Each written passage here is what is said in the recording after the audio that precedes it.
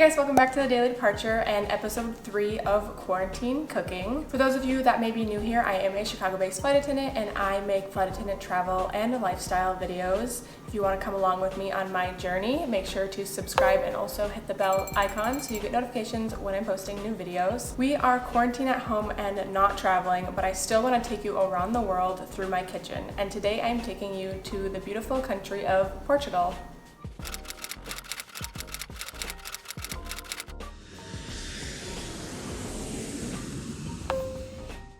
Last summer, I got to spend time in Portugal in the cities of Lisbon and Porto with my sister and boyfriend, and we discovered this dish in the city of Porto after walking around and seeing people eating it at all the different restaurants and cafes. We finally asked some of the locals and found out that this dish was called Francesinha. This dish is an oven-baked, cheese-covered, meat-filled sandwich with a unique tomato sauce on top. I'm going to be making a vegetarian version of it because I do not eat meat, and as I said, it's a meat-filled sandwich, so I have a couple alternatives to the real ingredients that are the vegetarian versions. I will leave all the ingredients and instructions down in the description below, and I will also note the real ingredients and what I used as a vegetarian substitute. Since most of these ingredients are meats that you can purchase from the store, the one part of it that we are going to be making today is the sauce. The first ingredients we are going to start out with is 2 tablespoons of butter and some chopped up yellow onions and minced garlic. We are just going to add these to a pan on medium heat and let them cook for a couple minutes until the onions start to become translucent. While those ingredients are heating up, we are going to be making our thickening ingredient. So right here in this little plate, I have 1 tablespoon of cornstarch, and we are going to be mixing part of our milk with this cornstarch and then setting it aside. We will be using this after the sauce gets all cooked and simmered through. I have 1/4 cup of this milk measured out, and I'm just going to grab 1 tablespoon of it and 2 tablespoons of it, and then I'm going to mix this around in this dish. It is going to get like a thick white paste. Make sure to mix it around until all the cornstarch and milk is combined. While the onions and garlic are cooking on the stove, I have measured out my next ingredient. Right here I have 2 tablespoons of tomato paste, and this is a tip I'm going to share with you because I love cooking. If you want to keep some tomato paste on hand, a lot of stores will sell a tomato paste in a tube like this. And why I point this out is because sometimes recipes use a very small amount of tomato paste, such as 2 tablespoons, and you might not want to purchase a whole can of tomato paste. This is always great to have on hand. I'm going to go ahead and add my tomato paste into the onions and garlic, which smell awesome, by the way. Next, we are going to be adding in our liquid ingredients. We have the remainder of the milk that I used earlier with that cornstarch, as well as some beer. I have BudLight I'm using today. This is a beer that you can not only find at most stores, it is also a beer that is not as bitter. You want to stay away from really bitter beers for this recipe. I'm also adding in 1 tablespoon of my Better Than Bouillon no beef base. If you are a meat eater, you can add in a cube of beef stock. And the last ingredient I'm going to be adding in is 1/4 cup of port wine. If you are not familiar with port wine, it is a Portuguese fortified wine, and it is on the sweeter side. It is usually used as a dessert wine. Dessert wine is out. Dessert wine, yummy. Port wine is a Portuguese fortified wine, which means it is distilled with extra spirits such as brandy. So if you don't have any port wine on hand, you can definitely substitute it for brandy. While Old World wine is typically named after its growing region, what makes port wine unique is despite its origin from the Douro Valley, it got its name from the city of Porto. At a time when this wine started becoming popular in England, they would ship it down the Douro River to the city of Porto, which is how it got its name of port wine. I'm just pulling this off of the stove, and I have my sieve and another pot, and I'm just going to strain the ingredients. Just want to strain it so we just get a nice smooth liquid without all the onions and garlic and the bay leaf. We got all the liquid out, and then we can just discard these ingredients right here. Place the pot back on the stove at low heat and go ahead and mix up the thickening paste and add it in.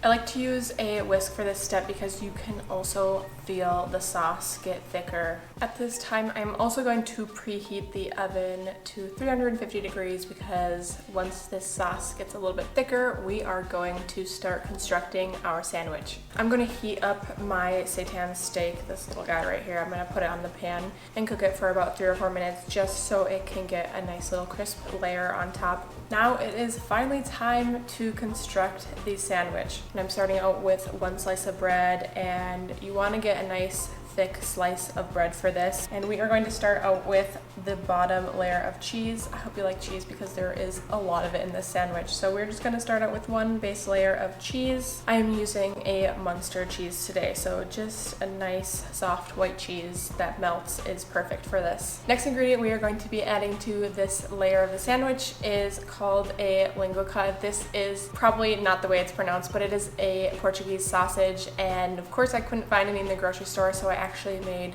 my own version of this. It is a smoke cured sausage flavored with garlic and paprika, so I made my own vegetarian version of it, and it may not be the most beautiful thing, but we're just going to lay this on as layer 2, and it's going to be our substitute Portuguese sausage. The closest equivalent to this that I found within my research would be like a chorizo. So if you don't necessarily want to go ahead and make your own, but you want to have something as close as you can get, I would recommend using a chorizo. Next layer, we are going to be doing a smoked ham. And of course, because I don't eat meat, I have my vegetarian alternative, and this is a smoked ham flavored tempeh. I'm just gonna go lay this on for layer 3. Next layer, I am going in with my seitan steak and just placing that right on top. This guy is kind of big, but it works. Next layer, we're going to come in with some more of this Portuguese sausage just to top it off. Another great alternative you can also use for this dish, it may sound a little bit weird, but you can also use hot dogs, and you can use vegan hot dogs too if you don't eat meat, but that is another substitute we can throw in there for another meat layer. And then we are finishing this off. Before we get that last slice of bread on, we're going to put 1 more slice of cheese. Then we're going to finish it off with that last slice of bread. Following this, we are going to cover it with cheese, but if you want to add 1 more layer,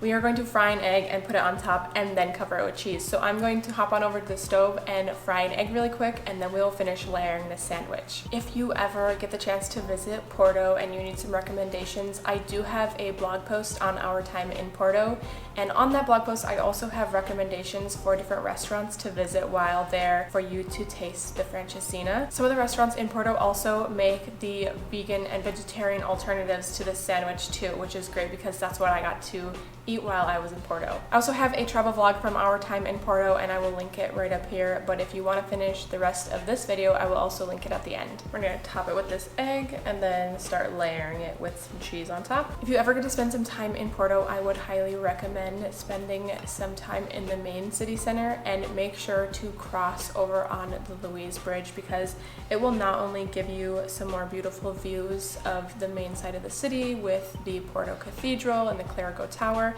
There are also some wine cellars down there too that you can do tours of, and there's also a waterfront where you can sit and dine at a cafe while overlooking the Douro River and the beautiful skyline of Porto. Now I'm going to go ahead and pop this in the oven. We're going to leave it in there for about 5 to 10 minutes until this cheese gets nice and melty. Last step before we get the Francesinha out of the oven and plate it, we are going to make some French fries. Most of the restaurants in Porto serve French fries as a side option to come with your dish, and they put it all together in one plate. So I'm just going to pop some of these in my air fryer, get them nice and crispy, and then once I get the Francesinha out of the oven, we will plate it. I have my Francesinha out of the oven, and I'm going to get it out of this pan. It's nice and melty. There we go. One thing I love about this sandwich is that the ingredients are really meant to incorporate Portuguese local variety into the sandwich. Originally, the sandwich is said to have been invented by a gentleman who spent some time in France, and when he came back to Portugal, he wanted to recreate the croque monsieur, which I know I am pronouncing that incorrectly, but we're just gonna go with it. He decided he wanted to recreate it, and thus the Francesinha was invented. And that is why the ingredient list includes items like port wine, the tomato sauce, as well as the linguica sausage.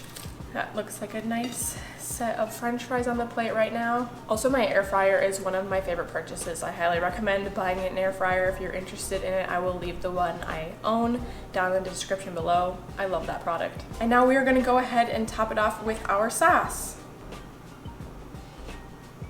It is time to crack into this sandwich. I'm just going to split it right down the middle.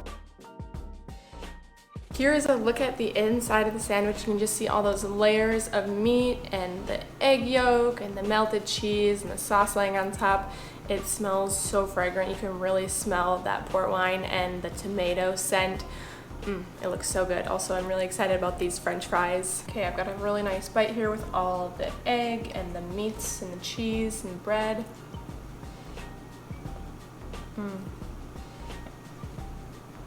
It's really good. It's so good. The flavor from that seitan steak with the wine is phenomenal. It's such a great mix and the flavors just blend so well. I'm obsessed with it. Every meat has such a strong taste to it. You can really taste the paprika from the sausage. And again, that port wine and tomato flavor just blends it all together so nicely. Let's go in and grab a french fry, dip it in some sauce, and got a little bit of cheese on there. So delicious. This dish just has so much flavor and so much variety. I highly recommend you try it. Again, it has a really cool history in relation to Portugal and includes some really awesome ingredients such as the port wine and Linguica sausage. I hope you guys enjoyed this video and getting to hear a little bit more of Portugal and the history behind this sandwich.